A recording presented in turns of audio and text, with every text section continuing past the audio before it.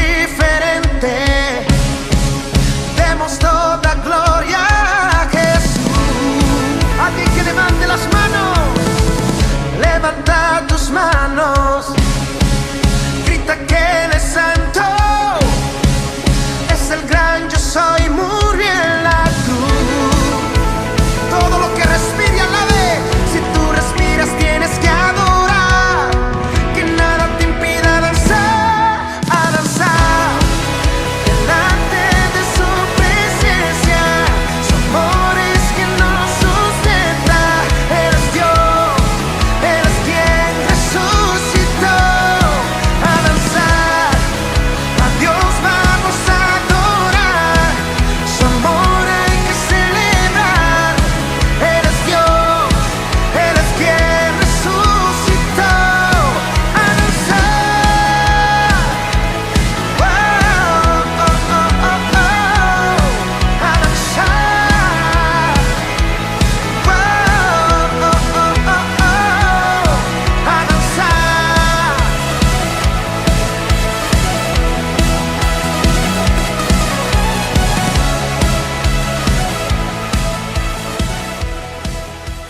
Hola chicos, bienvenidos a otro video de la escuelita online.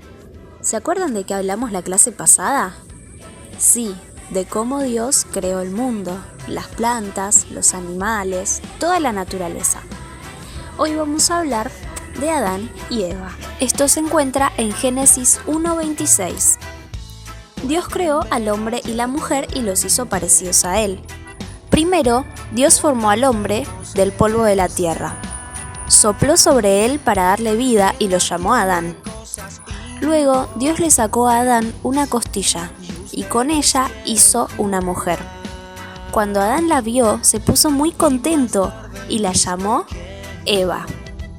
Dios les pidió que disfrutaran y cuidaran de todo lo que había hecho para ellos, pero les advirtió que si comían del árbol que estaba en medio del jardín, morirían. Así quedó terminada la creación, y cuando llegó el séptimo día, Dios descansó de toda su obra. Qué bueno saber que Dios nos hizo de una forma especial, y que todo lo que hizo, lo hizo para nosotros, para que lo pudiéramos disfrutar y lo cuidáramos. ¿Saben qué sería lindo? Hacer un dibujito, con las plantas y los animales que más nos gusten. ¿Qué les parece? Bueno, les mando un besito y nos vemos en el próximo video de la escuelita online. Que Dios los bendiga.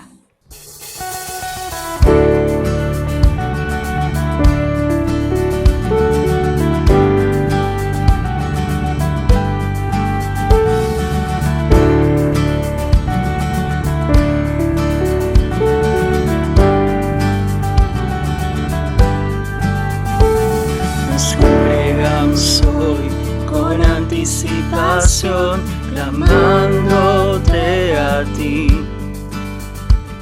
Deseamos presenciar tu gloria y majestad revelada aquí.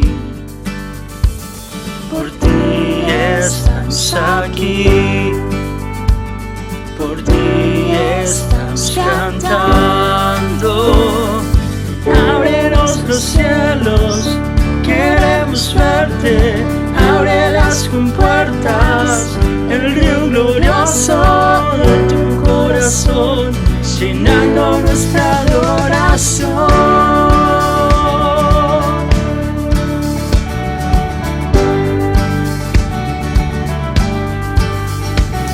Tu gloria puedo ver, hoy es resplandecer los rostros que hay aquí.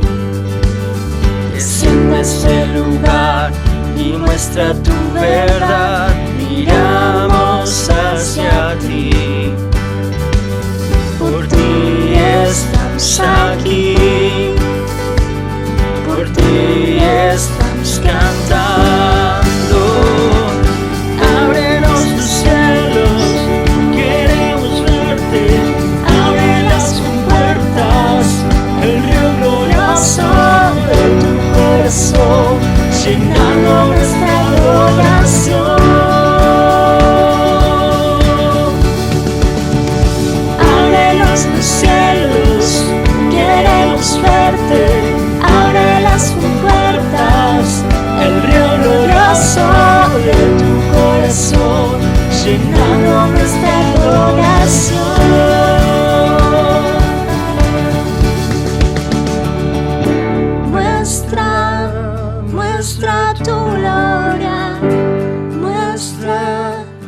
muestra tu fuerza, muestra tu gloria, Dios.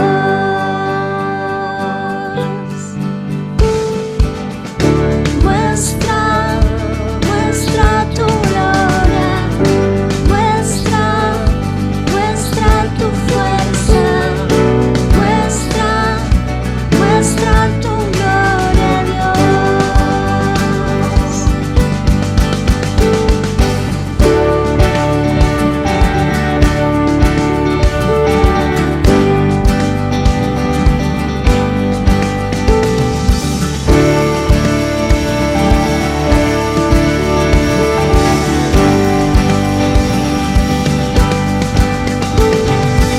Ábrenos los cielos, queremos verte. Abre las compuertas, el río glorioso de tu corazón, llenando nuestra adoración.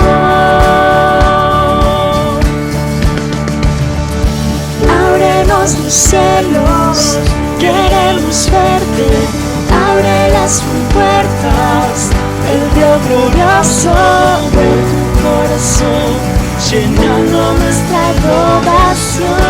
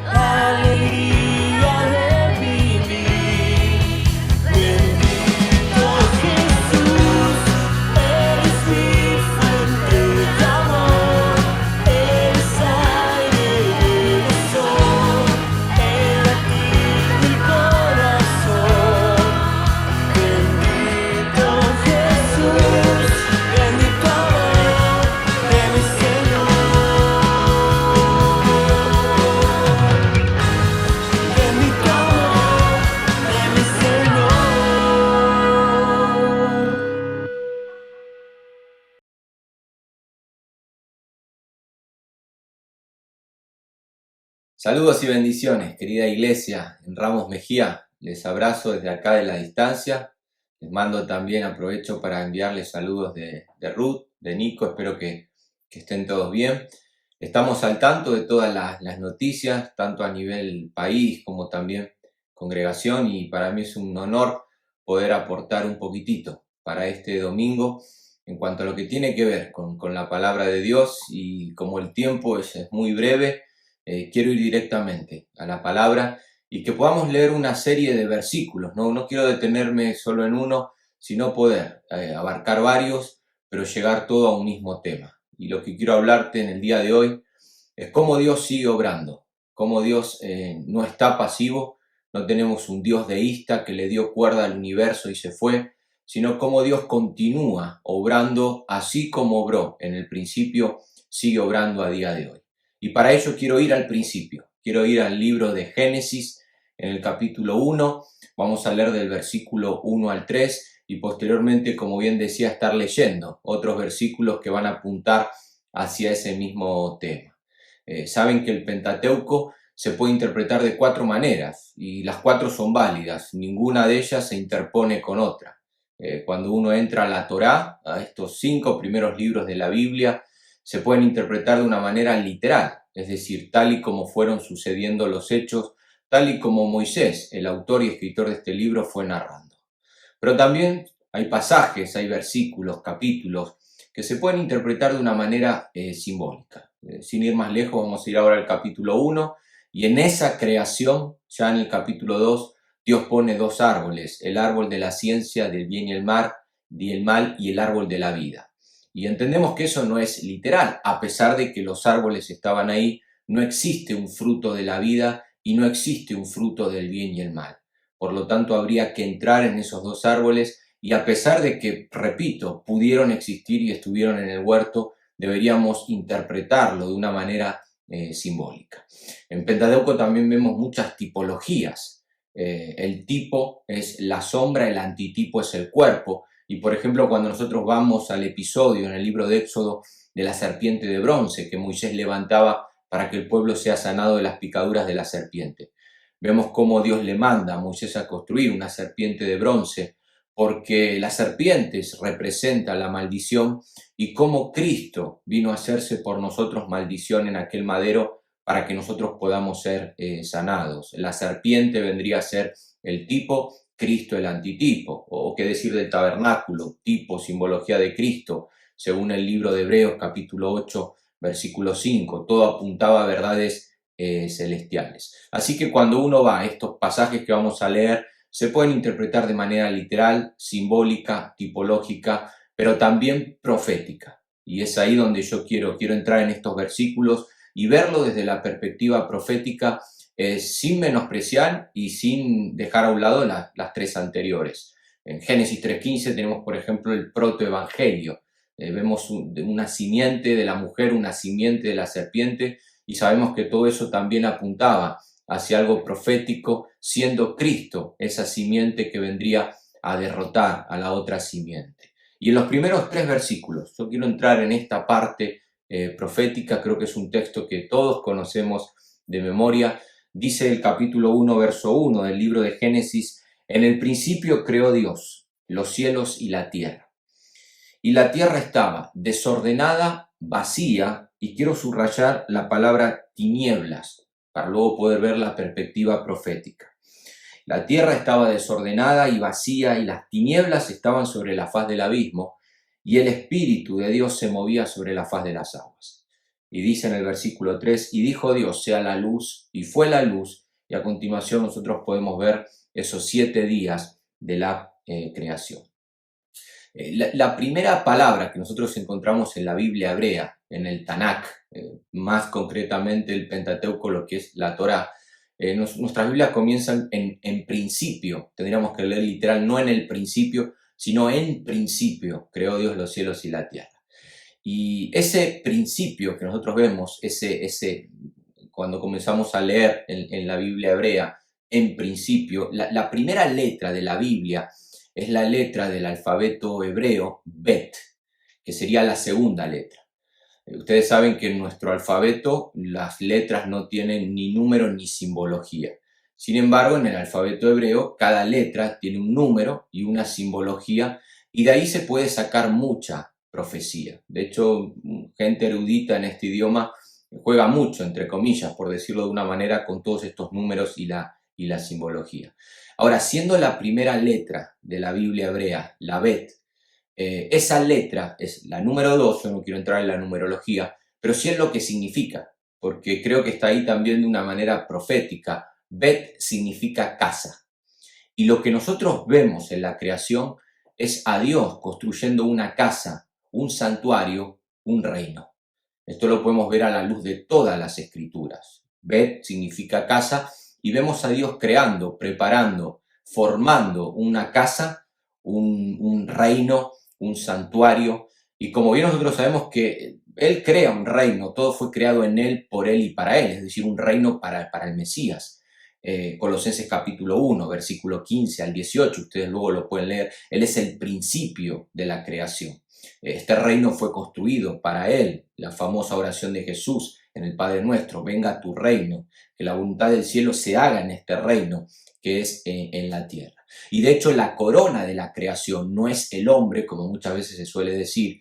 La corona de la creación es el mismo Cristo. La creación termina en el séptimo día. El problema es que en nuestras Biblias pensamos que la creación termina el sexto día con el hombre por una cuestión de capítulos, pero luego en el capítulo 2, versículo 1 al 3, nosotros vemos ese séptimo día y cómo Dios reposó de sus obras. Todo fue creado en Él, por Él y para Él, y cómo ese Él, que es Cristo, la corona de la creación, reposa ese séptimo día, como hacían los reyes. Después de una batalla o después de una obra, llegaban y se sentaban en su trono para poder reposar y ver lo que habían hecho. Por lo tanto, ese reino fue construido para Él, pero también todo reino tiene súbditos, y en este caso los súbditos del rey vienen a ser el pueblo de Dios. Lo vemos así también a lo largo de las Escrituras, como Dios comienza a formar un pueblo. En Isaías 43, verso 1 dice: yo te creé, yo te formé y te puse nombre. Hablando de ese pueblo de Israel, como Dios comienza con Abraham, Isaac y Jacob para formar ese pueblo.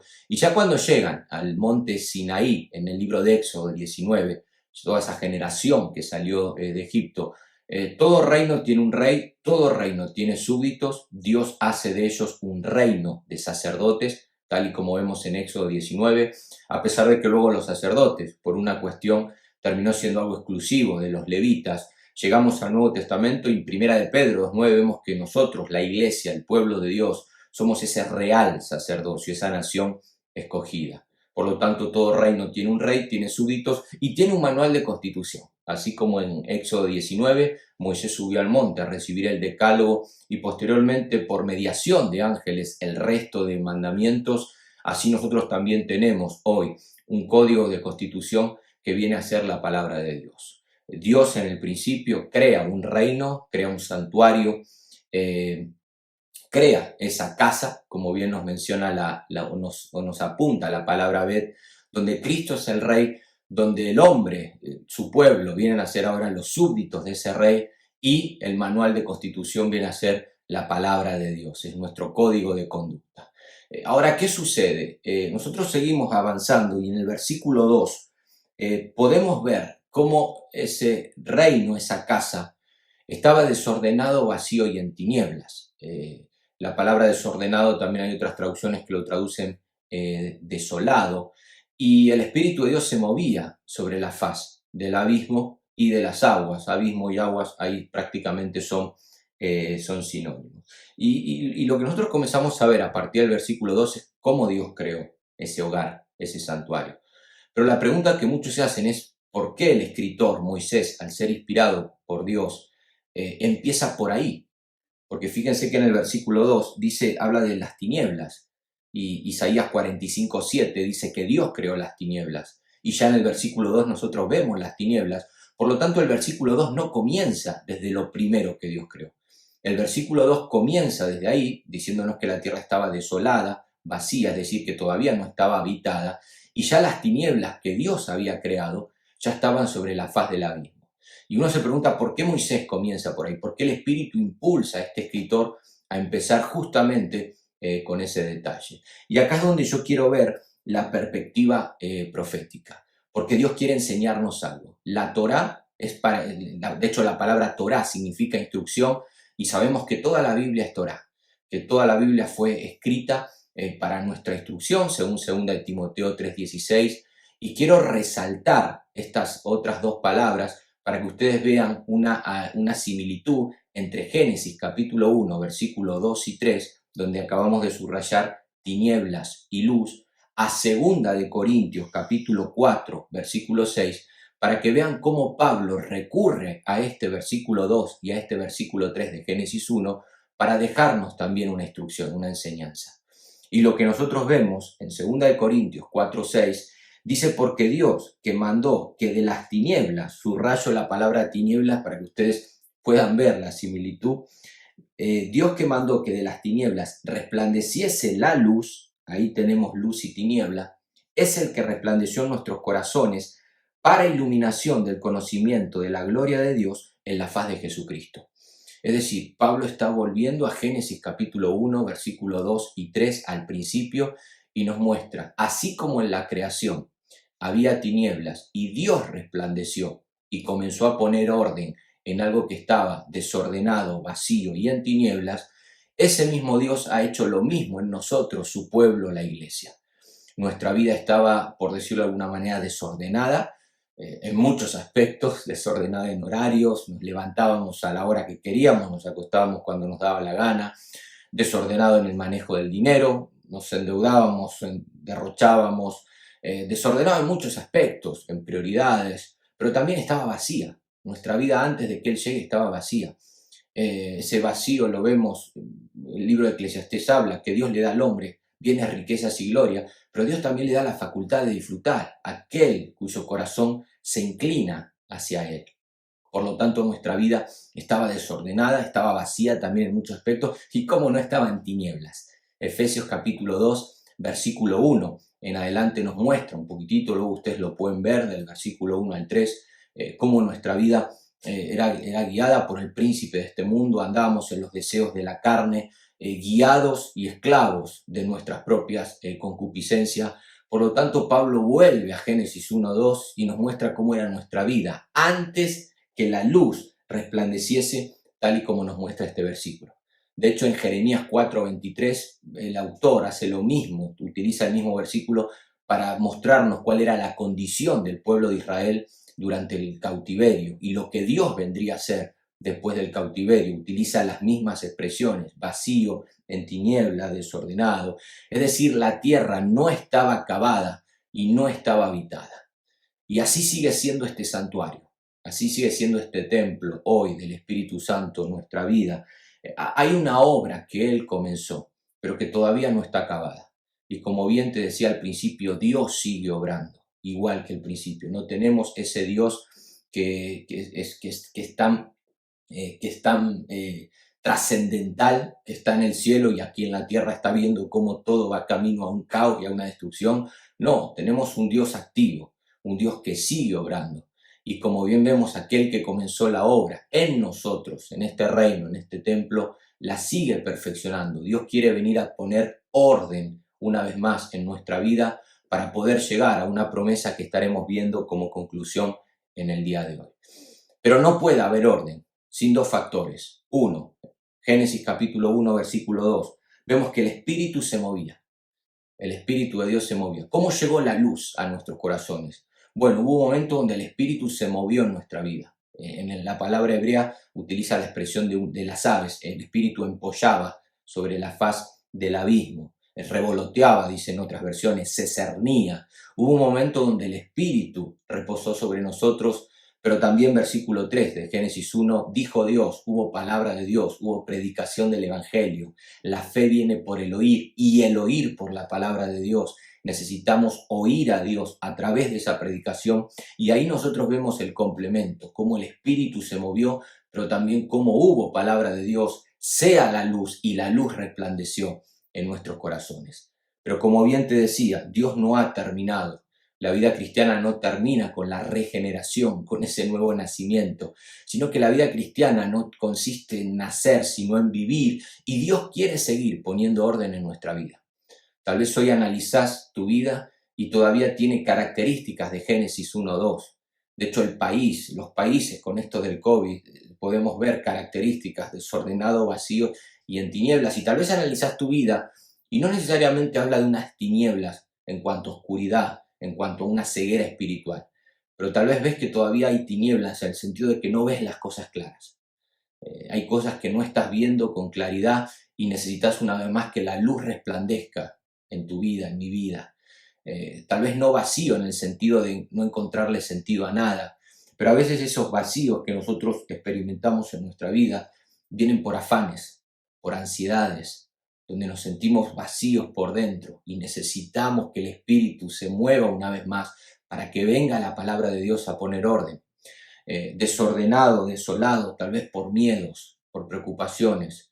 Dios sigue obrando en nuestras vidas y así como obró en el principio, en ese santuario, en ese reino, Él hoy quiere venir a reinar en nuestra vida. Él quiere venir a poner orden y seguimos necesitando de esos dos elementos imprescindibles. Necesitamos que el Espíritu se mueva, pero necesitamos de ese dijo Dios, necesitamos de esa palabra de Dios. Y Moisés se lo explicó así a un pueblo, a su pueblo, al pueblo de Dios, al pueblo de Israel. ¿Dónde puedo encontrar esa palabra que venga a poner orden a mi vida? ¿Qué puedo hacer para que el Espíritu una vez más se mueva y pueda ver con mayor claridad? Pueda salir de esas preocupaciones, de esos afanes. Moisés les va a mostrar el camino.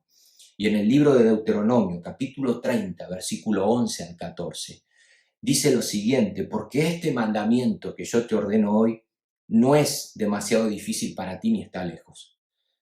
Querida familia, la palabra que estás necesitando para que haya orden en tu vida, en tu reino, en tu casa, no está lejos. Verso 12, no está en el cielo, no está en el cielo. No busques en el cielo, no busques códigos celestiales, angelicales, para que digas: ¿quién subirá por nosotros al cielo y nos lo traerá y nos lo hará oír para que lo cumplamos? No busques algo místico en el cielo, no, está cerca, dice Moisés, no está lejos. Versículo 13, ni está al otro lado del mar. Pablo utiliza este texto en Romanos 10 y dice, no está en el abismo, en las profundidades, para que digas: ¿quién pasará por nosotros el mar para que nos lo traiga y nos lo haga oír a fin de que lo cumplamos? No busques ni arriba, no busques ni abajo, sino que, como bien dice Deuteronomio 29, esa palabra, o como bien dice Deuteronomio 30:14, muy cerca está de ti la palabra, en tu boca y en tu corazón, para que la cumplas. Para que haya orden en nuestra vida necesitamos descubrir esa palabra. No está en el cielo para decir quién lo va a traer, tampoco en el abismo para decir quién la subirá, sino que está cerca, está en nuestra boca, está en nuestro corazón. Tampoco busques antes de Génesis 1:1, antes esos misterios en cuanto antes de la creación. No. Deuteronomio 29 dice que las cosas secretas pertenecen a Jehová, mas las reveladas son para nosotros. En ese contexto está hablando Moisés, lo que nosotros necesitamos para que haya orden en nuestra vida, esa revelación no está lejos, está cerca. Y está cerca para que la cumplamos. Está en su palabra. Necesitamos una vez más pasar tiempo esperando que el Espíritu se mueva sobre nuestra vida, poder ser gobernado por Él, para que pueda venir el dijo Dios, para que pueda haber palabra de Dios. Y esa revelación está cerca para que la cumplamos. Y de esa manera, Deuteronomio 30:20, dice: amando a Jehová tu Dios y atendiendo a su voz y siguiéndole a Él, porque Él es para ti vida y prolongación de tus días. Vuelvo a leer esa última parte: porque Él es vida para ti y prolongación de tus días. Cuando la palabra de Dios trae luz a nuestra vida y la cumplimos, entonces encontramos vida y encontramos prolongación para nuestros días. ¿Cómo está hoy tu vida? Tal vez vas a detectar que hay áreas desordenadas, vacías y en tinieblas. No estás viendo las cosas claras. Y Dios quiere seguir obrando. Dios quiere venir por medio de su Espíritu y hablar. Dijo Dios: sea la luz. Poder traer claridad, convicción, esperanza, para que tu vida sea ordenada. Y de esa manera puedas alcanzar su favor. Termino con este Salmo, capítulo 50, verso 23. Lo quiero dejar como conclusión y va conectado a todo esto que hemos dicho. El salmista dice, el que sacrifica alabanza me honrará. Pero presten atención a esto. Y al que ordenare su camino, Dios viene a poner orden en medio del caos. Génesis 1. Dios viene a poner orden en medio del caos. 2 Corintios capítulo 4, versículo 6. Génesis 1, versículo 1 al 3.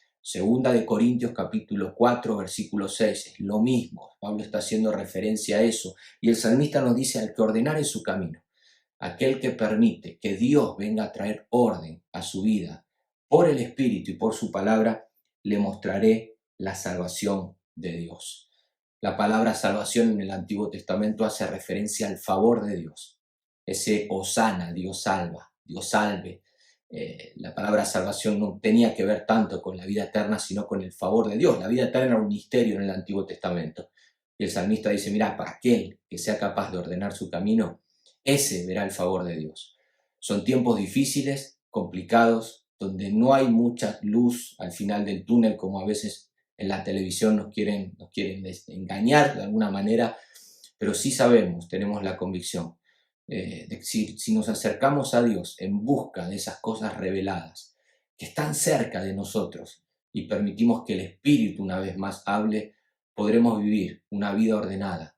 Esta casa, este templo del Espíritu Santo, este santuario, tendrá orden y por ende, por consiguiente, podrá ver el favor de Dios. Que sean días donde pases tiempo esperando esa manifestación del Espíritu, esperando escuchar esa voz de Dios y que cada vez que lo hagas con esta intención. Quiero acercarme un poquitito más a Dios para que Él ponga orden en mi vida y pueda alcanzar su favor. Querida iglesia, querida familia, Dios sigue obrando. Él no descansó en el capítulo 2 de Génesis, descansó de su creación, pero no descansó en cuanto a la obra que Él ha comenzado en nuestra vida. Y por medio de esta palabra, por medio de esta perspectiva profética, nos enseña, tal vez más que nunca en estos tiempos que estamos viviendo, a buscar la manifestación de su Espíritu en nuestra vida y esa palabra que venga a traer orden para alcanzar su favor. Los abrazo, los bendigo desde este lugar. Espero que nos podamos ver pronto y que sea una semana, esta que comienza, donde podamos ir en busca de esas cosas reveladas para que nuestra vida pueda ser ordenada y habitada por el Rey de Reyes y Señor de Señores.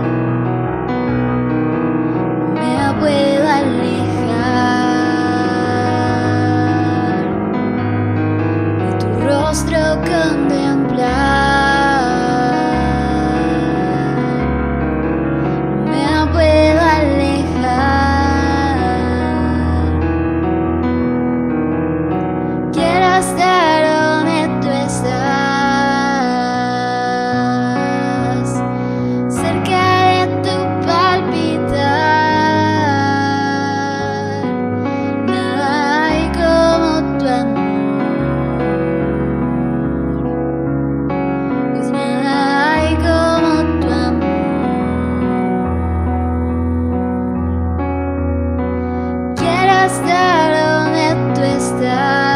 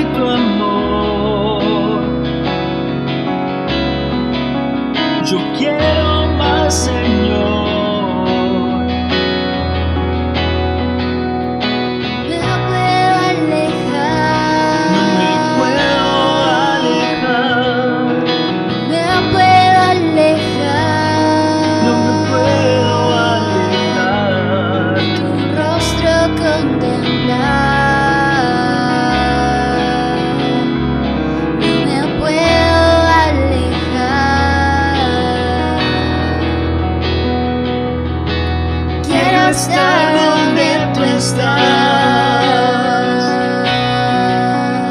cerca de tu palpitar. Nada hay como tu amor. Nada hay como tu amor. Quiero estar donde tú estás, cerca de tu palpitar.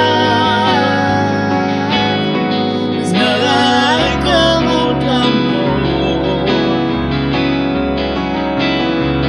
Nada hay como tu amor.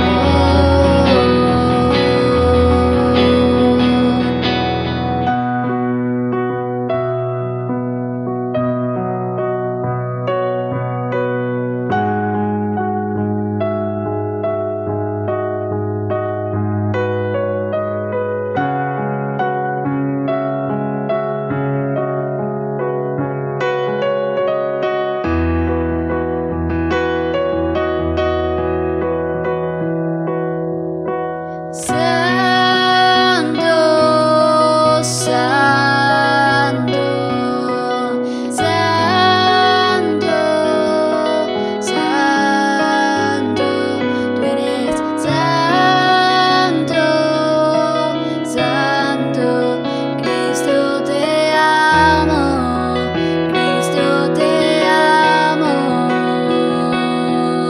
Santo, Santo, tú eres Santo, Santo, tú eres Santo, Santo, Cristo te amo, Cristo te amo. Quiero estar donde tú estás, cerca de ti, cerca de tu palpitar.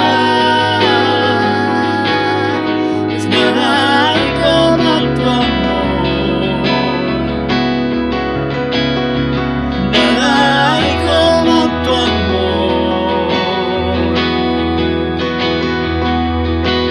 Quiero estar donde tú estás, cerca de tu palpitar. Nada hay como tu amor. Nada hay como tu amor.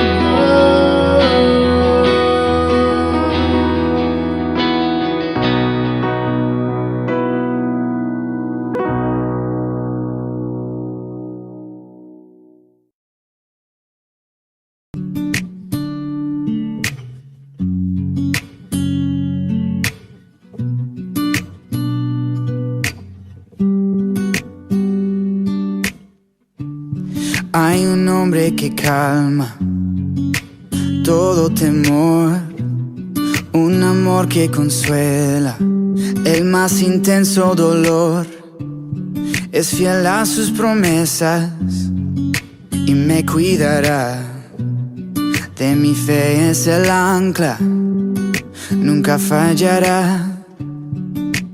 Todo va a estar bien, everything will be alright. El mundo en su mano está, tu mundo en su mano está.